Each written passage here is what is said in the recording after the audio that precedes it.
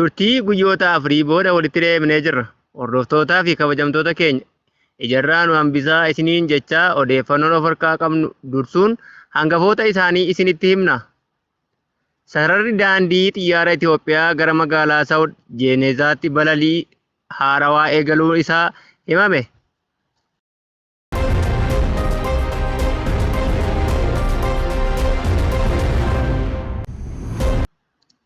Gatiin gurgura kireeziinii, beenzinaa fi naaftaa adii irratti daballiin taasifame qaala'insa caalmaatti hammeessuu danda'a jedhan qorattoonnii fi faayinaansii dinagdee Itoophiyaa.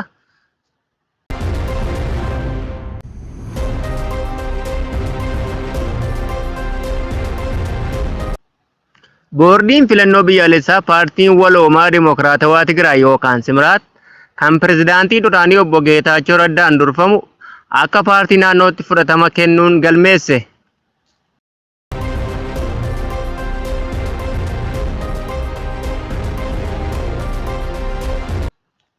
Hooggantoonni olaanoo bilchiginnaa yakka saamichaa fi karaa qaxxaamuraan duroomuuf yaalan waldhabdee keessoo isaaniitiin namoonni lama mana hidhaa galan.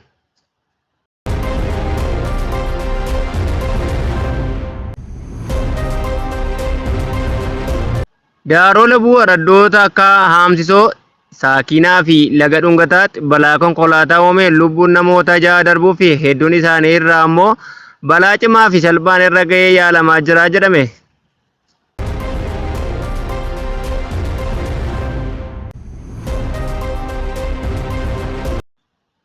Yuunaayitid Isteet lammiileen Koolombiyaa waraana Sudaaniif loltoota waraanaa filan irra qoqqobbii keessa ka jedhuu fi dhuma oduu keenyaatiin ammoo Antooniyoo Guuterees bara 25ffaa waliigaltee Aljeers irratti waldhabdeen haaraan uumamu hordofee Itoophiyaa fi Eertiraa waliigaltee sabaaf deebisanii akka of kennan gaafate ka jedhan odeeffannoo keenya guyyaa har'aa yoo ta'an kabajamtootaa fi hordoftoota keenya bakka jirtan maratti nageenyi keenya isin haa qaqqabu jechaa kanneen hundee miidiyaaf haaraa taatan sabiskiraayib gochuun waliin turaa jechaa odeeffannoon keenya kunooti.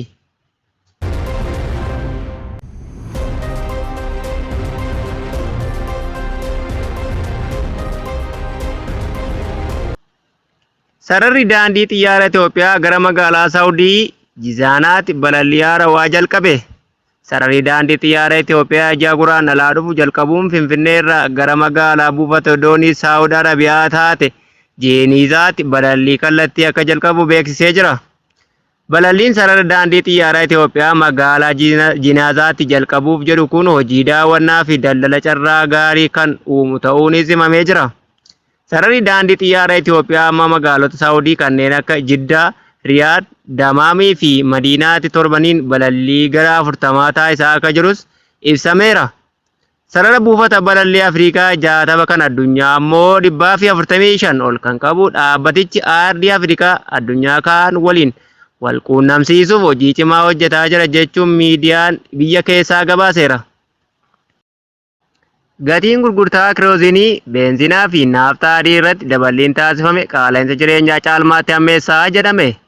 Ministeerri daldalaa fi walitti hidhamiinsa gabaa gatii boba'aa raabsaa irratti ittiin fayyadamtootaaf gurguramu torbee kana ifoomsuun ni yaadatama.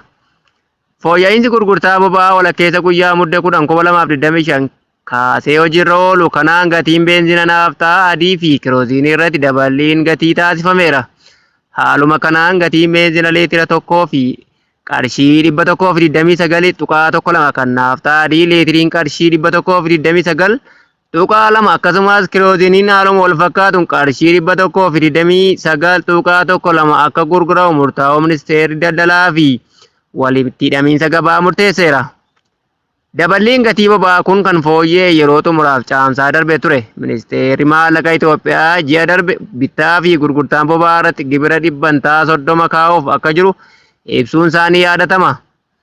Tarkaanfiin haaraan kun gibira gatii dabalataa yookaan vaatiin 15% fi qaraxa eksaayizii 15% dabalatee oomishaalee boba'aa irratti gibira waliigalaa 100% kan kaa'u yoo ta'u, dhaabbanni dhiyeessii boba'aa Itoophiyaa ji'a tokko booda gibira kana sassaabuu ni eegalaa jedhamee eegama. Haa jedhu malee daballiin miindaa taasifame jijjiiramni tokkollee osoo hin jiraatin mootummaan jireenya hawaasaa fooyyessuuf wantoonni akka boba'aa jiruuf jireenya hawaasaa caalmaatti hammeessee hawaasicha yoomsuu irra jiras jedhameera. Boordiin filannoo biyyaalessaa paartii waloomaa Dimokiraatawaa Tigraay yookaan Simiraat kan pirezidaantii bulchiinsa yeroo Tigraay duraanii obbo Geetaachoo Raddaan dorfamu akka paartii siyaasaa naannootti fudhatamuu kanneen galmeessuu beeksise. Paartiin Simiraat aangawoota paartii adda bilisa baasaa uummata Tigraay yookaan ABUT kan dhaabbata yoo ta'u, pirezidaantiin bulchiinsa yeroo Tigraay duraanii fi gorsaan dhimma gaanfa Afrikaa muummee ministeera Itoophiyaa obbo Geetaachoo Raddaas akka pirezidaantiitti filamee jedhame. Paartiin galmee beekamtii guutuu boordii filannoo biyyaalessaa bira argate kun Tigraay keessatti kaayyoo siyaasaa haarawaa fiduuf kan hojjetu ta'uu fi qeeqaa ABUT fi Adwaa irratti dhiyaatuufis deebii malu dhiyeessuuf hojjetas jedhameera. Ta'us hundeeffamni paartii Simiraat naannoo Tigraay keessatti dhiibbaa fi ataakaaroo jabaa uumuun waan hin oolle jedhu paartileen dhiibamanii boordicha irraa haqamanii fi paartiin Simiraat naannoo Tigraay keessatti jijjiirama fiduu hin jiru jedhan gareen faallaa Simiraat. Hooggantoonni olaanoon bilchiginnaa yakka saamichaa fi karaa qaxxaamuraan doroomuuf jiran waldhabdee keessoo isaanitti himameen namni lama mana hidhaa galani. Poolisiin federaalaa qondaaltonni olaanoo humna elektirikii Itoophiyaa lama to'annoo jala oolchee jiraachuu himee jira. Hooggantoonni olaanoo lamaan kunneen Injiinar Hiwut Esheetuu hojii geggeessaa damee karooraa fi obbo Andu'aalem Siisaay hojii geggeessaa damee bizineesii akka ta'an mirkanaa'ee kan jirudha jedhame. Yakki isaanis himannaa malaamaltummaa gurguddaa hojjetaniin ta'uun dhagahamee jira. Qondaaltonni lamaan kunneen harki isaanii kaateenaan hidhamanii bakka hojjettoonni waajjiraa jiranitti to'annoo jala oolanii jiru. Kunis humni elektirikii Itoophiyaa jala bultii guyyaa farra malaamaltummaa waggaa waggaadhaan kabajuuf qophaa'ee osoo jiruutii jedhamee jira. Namoota aangoo maqaa uummataatiin argataniin da'oo godhatanii qabeenya biyyaa fi uummataa saaman irratti tarkaanfii fudhachuun barbaachisaa ta'ee caalmaatti biyyattiin gocha wal fakkaataa akkasiin saamamtee harca'aa jiraachuu maddeen itti dhiyoo ta'an ragaa ba'aa jiru jedhame. Boordiin filannoo biyyaalessaa paartii waloomaa Dimokiraatawaa Tigraay yookaan Simiraat kan pirezidaantii bulchiinsa yeroo Tigraay duraanii obbo Geetaachoo Raddaan dorfamu akka paartii siyaasaa naannootti fudhatamuu kanneen galmeessuu beeksise. Paartiin Simiraat aangawoota paartii adda bilisa baasaa uummata Tigraay yookaan ABUT kan dhaabbata yoo ta'u, pirezidaantiin bulchiinsa yeroo Tigraay duraanii fi gorsaan dhimma gaanfa Afrikaa muummee ministeera Itoophiyaa obbo Geetaachoo Raddaas akka pirezidaantiitti filamee jedhame. Paartiin galmee beekamtii guutuu boordii filannoo biyyaalessaa bira argate kun Tigraay keessatti kaayyoo siyaasaa haarawaa fiduuf kan hojjetu ta'uu fi qeeqaa ABUT fi Adwaa irratti dhiyaatuufis deebii malu dhiyeessuuf hojjetas jedhameera. Ta'us hundeeffamni paartii Simiraat naannoo Tigraay keessatti dhiibbaa fi ataakaaroo jabaa uumuun waan hin oolle jedhu paartileen dhiibamanii boordicha irraa haqamanii fi paartiin Simiraat naannoo Tigraay keessatti jijjiirama fiduu hin jiru jedhan gareen faallaa Simiraat. Hooggantoonni olaanoon bilchiginnaa yakka saamichaa fi karaa qaxxaamuraan doroomuuf jiran waldhabdee keessoo isaanitti himameen namni lama mana hidhaa galani. Poolisiin federaalaa qondaaltonni olaanoo humna elektirikii Itoophiyaa lama to'annoo jala oolchee jiraachuu himee jira. Hooggantoonni olaanoo lamaan kunneen Injiinar Hiwut Esheetuu hojii geggeessaa damee karooraa fi obbo Andu'aalem Siisaay hojii geggeessaa damee bizineesii akka ta'an mirkanaa'ee kan jirudha jedhame. Yakki isaanis himannaa malaamaltummaa gurguddaa hojjetaniin ta'uun dhagahamee jira. Qondaaltonni lamaan kunneen harki isaanii kaateenaan hidhamanii bakka hojjettoonni waajjiraa jiranitti to'annoo jala oolanii jiru. Kunis humni elektirikii Itoophiyaa jala bultii guyyaa farra malaamaltummaa waggaa waggaadhaan kabajuuf qophaa'ee osoo jiruutii jedhamee jira. Namoota aangoo maqaa uummataatiin argataniin da'oo godhatanii qabeenya biyyaa fi uummataa saaman irratti tarkaanfii fudhachuun barbaachisaa ta'ee caalmaatti biyyattiin gocha wal fakkaataa akkasiin saamamtee harca'aa jiraachuu maddeen itti dhiyoo ta'an ragaa ba'aa jiru jedhame. Mootummaan naannoo Gambeellaa magaalaa Gaambeellaatti konkolaataan galgala sa'aatii tokko booda akka hin sochoone dhorke. Muddee 10/2025 rakkoo nageenya naannawaa magaalaa Gambeellaatti irra deddeebiin uumame hordofee qaama nageenyaatiin alatti konkolaataan kamiyyuu galgala sa'aatii tokko booda socho'uu akka hin dandeenye bulchiinsi magaalaa Gambeellaa beeksise.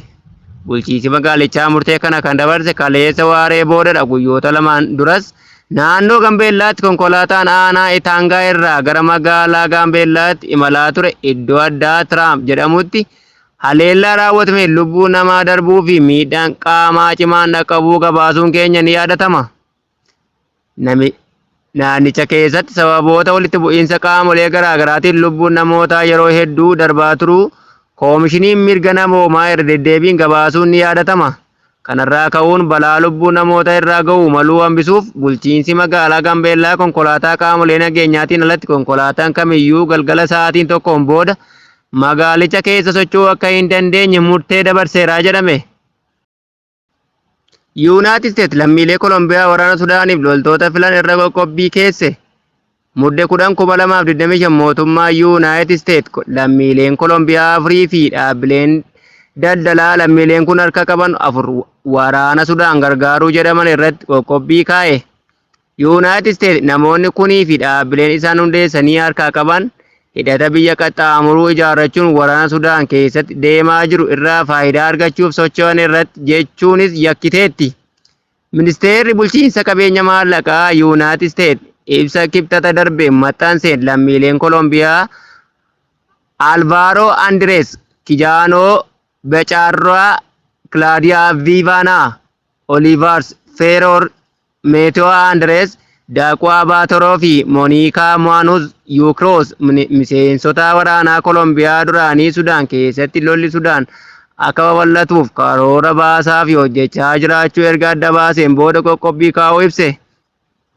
Loltoonni Kolombiyaa duraanii kunneen gara waraana humnoota mootummaa Sudaan Rapid Support Force leenjisaa akka turanis gabaasi Yuunaayitid Isteetsi eereera. Sudaan keessatti erga waraana eebila 2023 ka'ee as namoonni miliyoona 12.4 ol ta'an qe'ee isaanii irraa godaananiiru jedhame. Namoonni miliyoona 3.3 ol ammoo biyyoota garaagaraatti baqachuu isaanii Aljeeziraan gabaaseera.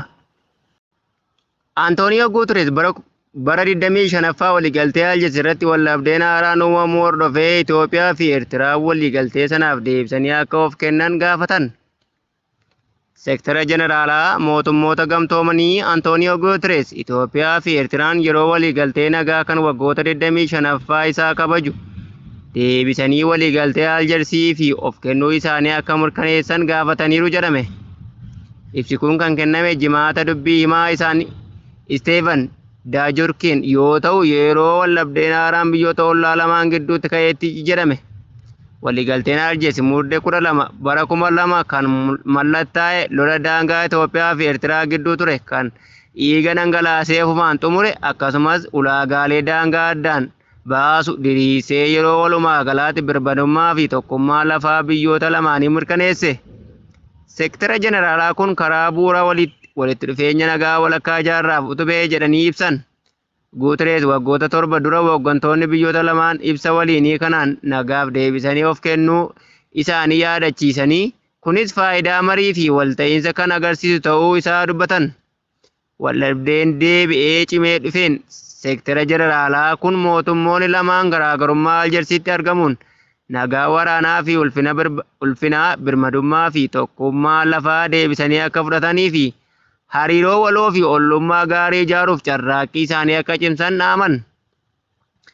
Dabalataan ammoo Itoophiyaa fi Eertiraan bu'aa hundumaaf walta'iinsa guddisuuf michoota naannoo fi idil-addunyaa waliin hojjechuu akka itti fufan jajjabeessan kanneen jedhaman odeeffannoo keenya guyyaa har'aa yoo ta'an kabajamtootaa fi hordoftoota keenya odeeffannoo har'aaf qopheeffanne kan hagammaa ture waan waliin turtaniif galatoomaa jechaa hanga odeeffannoo biroo walitti deemnutti nagaatti.